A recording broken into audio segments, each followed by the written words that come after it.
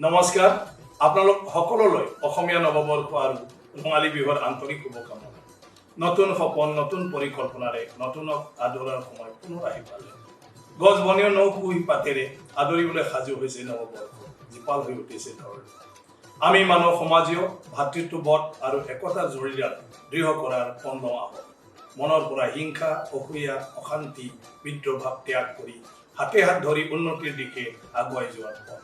শেষত পুনৰবাৰ অসম বিধানসভাৰ তৰফৰ পৰা সকলোলৈ বাপতি খাম ৰঙালী বিহুৰ শুভেচ্ছা জনালো ধন্যবাদ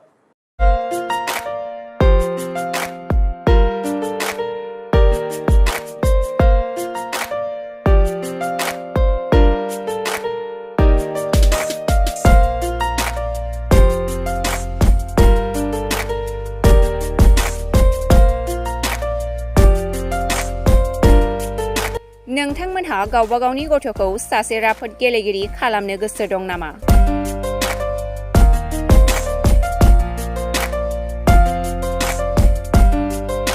सासे राफोद रोंखा-राखा गेलेगिरि खालामनो थाखाय नोंथाङा जानजि खाफ्रादो आरो मुं थिसनहैदो।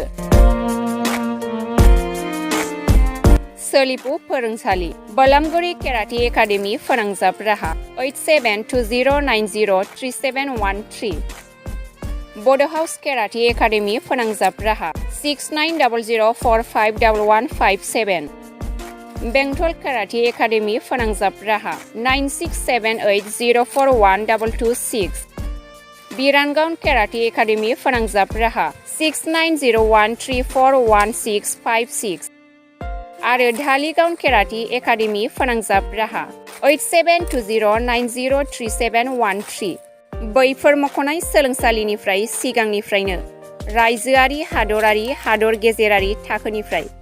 बान्था मोननो हानाय सोलोंसाफोर मोननो हाबोनाय सोलोंसालि बे मख'नाय फोरोंसालियाव रोंगौथि गोनां फोरोंगिरिया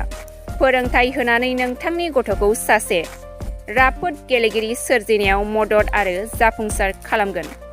अब्ला मानोथो गोबाव खालामनो थाबैनो मुं थिसनहैदो